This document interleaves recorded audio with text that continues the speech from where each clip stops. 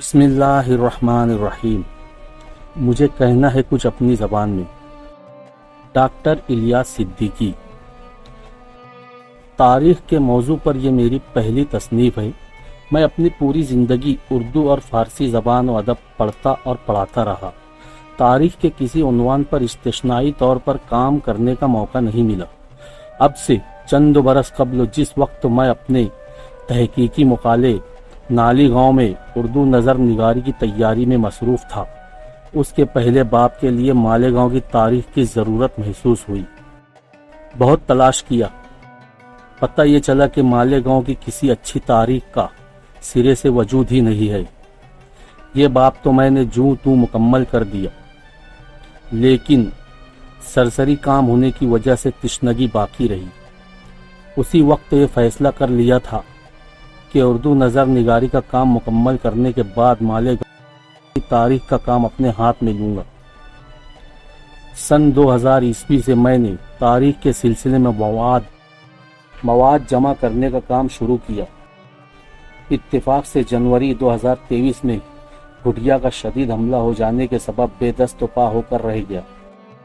صحت یاب ہونے کے بعد کام کا دوبارہ آغاز کیا اور بفضل خدا مالیگاؤں کی سیاسی اور سماجی تاریخ آپ کے ہاتھوں میں ہے۔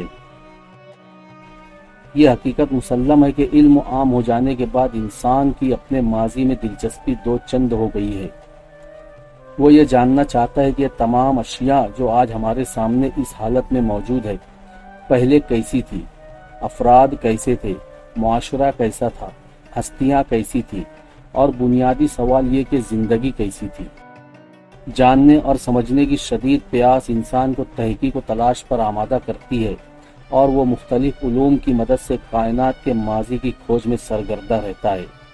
کبھی وہ چٹانوں کو توڑ کر ان کا کیمیائی تجزیہ کرتا ہے، کبھی ان کے اندر دبے ہوئے فوسلز کی مدد سے انسانی تاریخ کے مخفی گوشے دریافت کرتا ہے، کبھی علم و سماجیات کے ذریعے قدیم سوسائٹی کے خد و خال واضح کرتا ہے، کبھی نظام شمسی کے مختلف سیاروں سے مٹی اور پتھر جمع کر کے ان کا مطالعہ کرتا ہے، اور کبھی علم و تواریخ کی مدد سے اپنے گمشدہ ماضی کی بازیافت کرتا ہے۔ انسان کے اندر موجود تجسس کی جبلت اسے ہر لمحہ مضطرب رکھتی ہے، اور وہ کائنات کے سینے میں دفن رازوں پر سے یکے بعد دیگر پردہ اٹھاتا چلا جاتا ہے۔ لیکن بقول مولانا ابوالکلام آزاد، انسان جب ایک پردہ اٹھاتا ہے تو معلوم ہوتا ہے کہ اس کے پیچھے ایک دوسرا پردہ بھی موجود ہے، پھر وہ اسے بھی اٹھانے کی جد و جہد میں مصروف ہو جاتا ہے۔ نتیجہ یہ ہوتا ہے کہ نو بنو دریافتیں بھی ہوتی جاتی ہے اور پردوں کا سلسلہ بھی قائم رہتا ہے۔ انسان شاید کائنات کے تمام رازوں سے قیامت تک آگاہ نہ ہو سکے، لیکن اپنے ماضی میں اس کی دلچسپی جس دن ختم ہوگی، میرے خیال میں وہ اس روئے زمین پر آخری دن ہوگا۔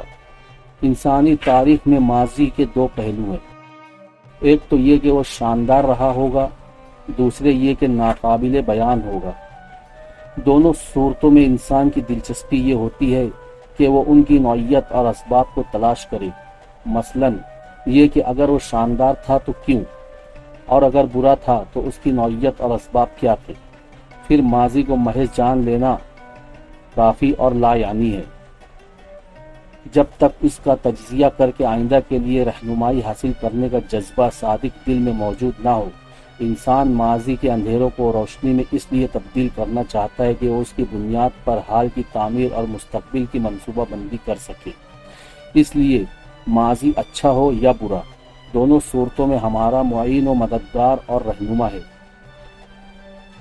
بدقسمتی سے شہر مالیگاؤں واقعات و حادثات کی جزیات اور تفصیلات جمع کرنے اور انہیں محفوظ کرنے کے معاملے میں پیچھے رہا ہے۔ مولانا عبدالمجید وحید مرحوم نے 1924 عیسوی میں تاریخ شہر مالیگاؤں کے نام سے ایک چھوٹی سی کتاب لکھی تھی۔ اس کے بعد تقریباً پون صدی تک اس میدان میں سناٹا چھایا رہا۔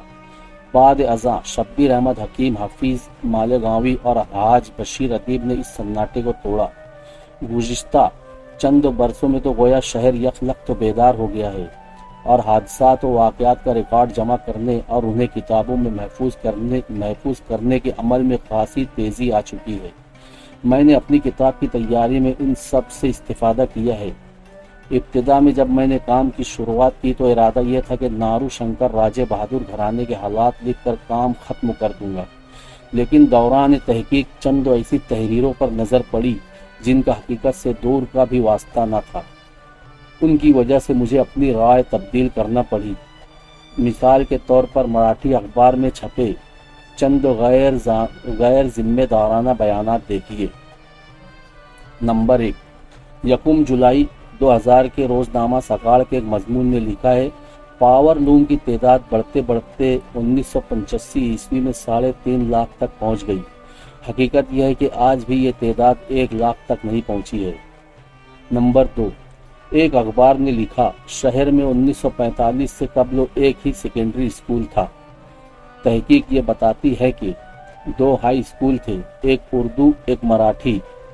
نمبر 3، 23 جولائی 2003 کے ایک مراٹھی اخبار میں لڑکیوں کے مدرسہ جامعۃ الصالحات کے تعلق سے لکھا گیا، ہندوستان کی ہر ریاست سے مسلم طالبات یہاں آتی ہے، لیکن ایران، عراق اور سعودی عربیہ جیسے اسلامی ملکوں کی طالبات بھی یہاں تعلیم حاصل کرنے آتی ہے۔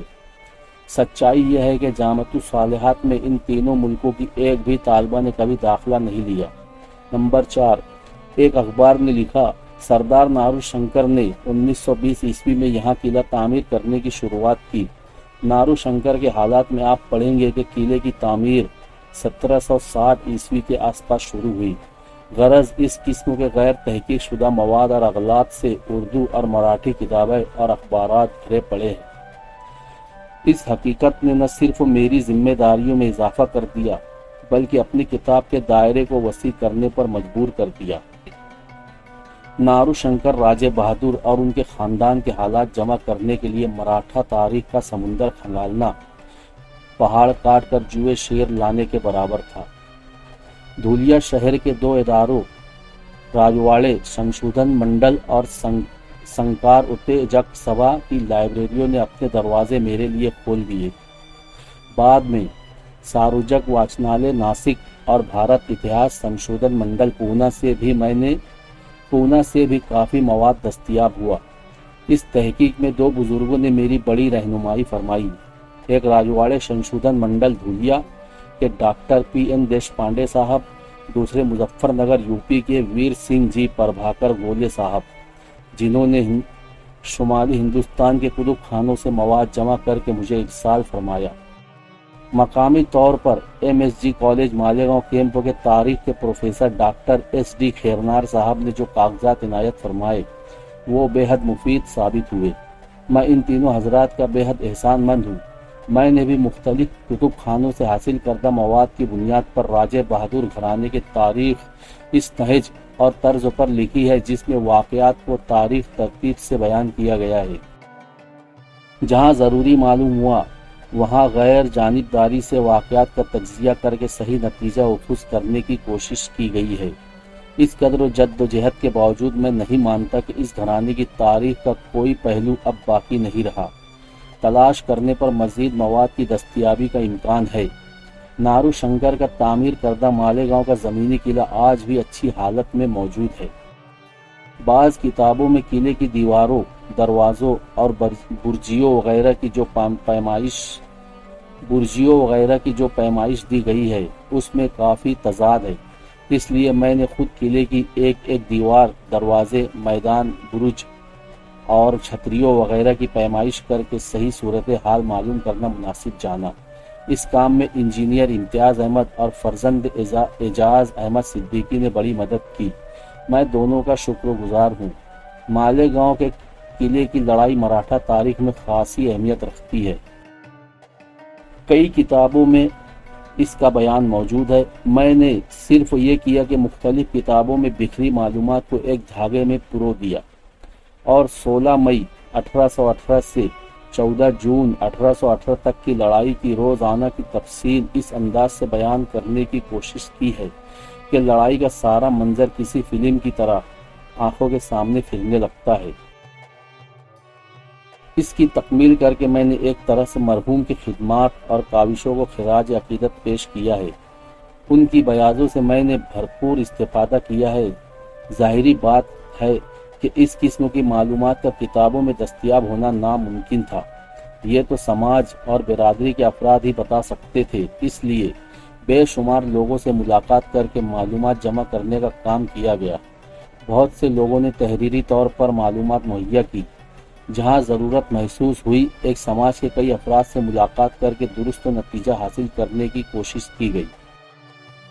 اس کے باوجود خامیوں کے امکان سے انکار نہیں کیا جا سکتا، کیونکہ سماج کے افراد نے جو معلومات مہیا کروائی ان کی تصدیق کا کوئی ٹھوس ذریعہ نہ ہونے کی وجہ سے بیان کردہ روایتوں اور حقائق پر اعتبار کرنا ہماری مجبوری تھی۔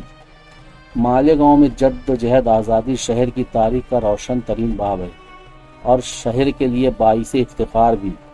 بدقسمتی سے مفاد پرست عناصر نے غلط معلومات عوام تک پہنچانے اور تحریک کو بدنام کرنے میں کوئی دقیقہ فروگزاشت نہیں کیا۔ خاص طور پر 1921 عیسوی کی خلافت تحریک کو دنگا اور اس میں حصہ لینے والے مجاہدین آزادی کو فسادی ثابت کرنے کے لیے ایڑی چوٹی کا زور لگایا۔ ان کی پھیلائی ہوئی اس غلط فہمی نے شہر کے ہندو اور مسلمانوں کو ایک دوسرے سے دور کرنے کا کام بھی کیا۔ اس لیے صحیح واقعات عوام کے سامنے پیش کرنے کی ضرورت کا اور بھی شدت سے احساس ہوا۔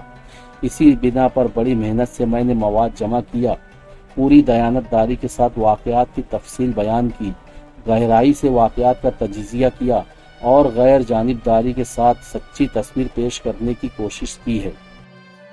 مجھے یقین ہے کہ اس باب سے نہ صرف غلط فہمیوں کا ازالہ ہوگا بلکہ باشندگان شہر نئے پہلو سے بھی آشنا ہوگی۔ گزشتہ 100-125 برسوں آفات اور وباؤں کا سامنا بھی کرنا پڑا ہے جس سے موجودہ نسل قطعی ناواقف ہے۔ کئی سیلاب آئے، کئی بار قحط کی صورتحال پیدا ہوئی، طاعون، چیچک اور کالرا جیسی خطرناک بیماریوں کا قہر نازل ہوا، لیکن باشندگان شہر نے متحد ہو کر ان کا مقابلہ کیا اور انسانیت اور جذبہ ہمدردی کے ایسے نقوش چھوڑے جنہیں دیکھ کر سر فخر سے بلند ہو جاتا ہے۔ 8ویں باب میں انہی کی تفصیلات جمع کی گئی ہے۔ پاور لوم صنعت ہمارے شہر کا دل ہے، اسی کے دھڑکنے پر شہر کی زندگی کا دار و مدار ہے، اس لیے قدر تفصیل سے اس کا بیان کیا گیا ہے۔ پاور لوم صنعت کی تاریخ لکھنے کے 2 مقاصد ہیں۔ ایک مقصد تو یہ دکھانا ہے کہ اس صنعت کی بقا اور ترقی کے لیے ہمارے بزرگوں نے، جن میں ہر مذہب کے لوگ شامل ہیں، کتنی کڑی محنت کی ہے۔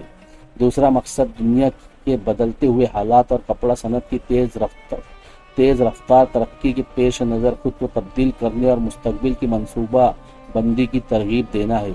اسی باب میں مذکور تحریکات کی تاریخ بھی شامل کر کے سکے کے دونوں رخ اجاگر کیے گئے ہیں۔ آخری ابواب میں عصری اور دینی تعلیم کا ماضی اور موجودہ صورتحال کا جائزہ پیش کیا گیا ہے تاکہ اس کی بنیاد پر مستقبل کی منصوبہ بندی کی جا سکے اور ان ضروری تعلیم گاہوں کا قیام عمل میں لایا جا سکے جو شہر میں فی الوقت موجود نہیں ہے۔ میں بڑے ادب سے عرض کرنا چاہتا ہوں کہ مالیگاؤں کی تاریخ کے اشد ضروری حصے رقم کر دینے کے باوجود میرے نزدیک یہ تاریخ نامکمل ہے۔ ابھی تو بہت سارا کام باقی ہے۔ ہمارے شہر کے ادب، شاعری، صحافت، گیت، سنگیت، لوک گیت، ڈرامہ، رسوم و رواج، تہذیبی اور ثقافتی ورثہ، تیج تہوار، میلے ٹھیلے اور اس قبیل کے 20 عنوانات پر کام کرنے کی ضرورت ہے۔ جو مجھ سے ہو سکا میں نے کیا، باقی کام مستقبل کے ان نوجوانوں اور حوصلہ مند مورخین کے لیے چھوڑتا ہوں جو پوری محنت اور لگن کے ساتھ تحقیق کر کے ان موضوعات پر قلم اٹھائیں گے اور شہر کے مزاج، کردار اور خصوصیات کا مرقع دنیا کے سامنے پیش کریں گے۔ ایک اور نقطہ قابل ذکر ہے۔ بعض مصنفین نے مالیگاؤں کی تاریخ پر قلم اٹھاتے ہوئے آس پاس کے علاقوں کی تاریخ بھی شامل کر لی ہے، مثلاً گالنا، کلون، باغلان اور کولانہ وغیرہ۔ میں نے راجہ بہادر گھرانے کی تاریخ کے علاوہ کسی دوسرے عنوان پر شہر کی حدود سے باہر قدم نہیں نکالا۔ البتہ میونسپل حدود سے جڑے ہوئے ان علاقوں کو بھی اپنی تاریخ میں شامل کر لیا ہے جو قانوناً تو اس حد میں شامل نہیں ہے لیکن واقعی طور پر شہر کا ایک حصہ بن چکے ہیں، مثلاً سوئے گاؤں، بھائے گاؤں، دیانہ، بالدہ وغیرہ۔ اس کتاب کی اشاعت کے بعد میری کسی کتاب یا تحریر میں مالیگاؤں کی تاریخ کے ضمن میں جو کچھ بھی سرسری طور پر لکھا جا چکا ہے اسے نظر انداز کر دیا جائے آئندہ زیر نظر کتاب کے مواد کو ترجیح حاصل ہوگی۔ حد درجہ احتیاط کے باوجود خامیوں اور غلطیوں کی موجودگی سے انکار نہیں کیا جا سکتا۔ قارئین سے التماس ہے کہ نشاندہی فرمائے تاکہ درستی کی جا سکے۔ کتاب کے تعلق سے اپنی رائے ضرور لکھے۔ میں ان تمام افراد اور اداروں کا شکر گزار ہوں جنہوں نے اس تاریخ کی تیاری میں کسی بھی طریقے سے تعاون دیا یا جن کی تحریروں اور کتابوں سے میں نے استفادہ کیا ہے۔ خصوصی طور پر ڈاکٹر شرف الدین ساحل صاحب اور ڈاکٹر عبدالعزیز انصاری صاحب کا ممنون ہوں، جنہوں نے کتاب کے تعلق سے اپنی غیر قدر آراء سے نوازا۔